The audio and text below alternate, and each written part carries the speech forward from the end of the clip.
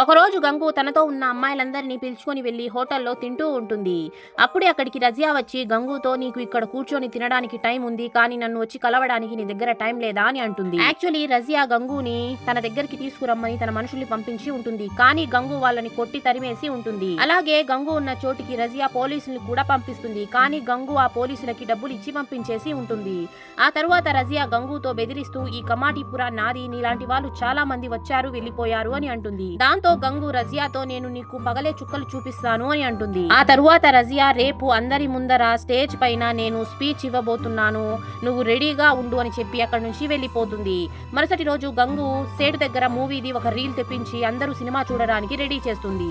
సాయంత్రం అవ్వగానే Gangu cinema play చేయగానే అందరూ ఆ సినిమా చూడడంలో బిజీగా ఉంటారు. దాంతో రజియా తన మేనేజర్ తో మనుషులు ఎందుకు రాలేదు అని అడుగుతుంది. దానికి మేనేజర్ గంగు అక్కడ సినిమా పెట్టడంతో అందరూ అక్కడే సినిమా చూస్తున్నారు అని అంటాడు. దాంతో రజియా కోపం వచ్చి అతన్ని కొడుతుంది.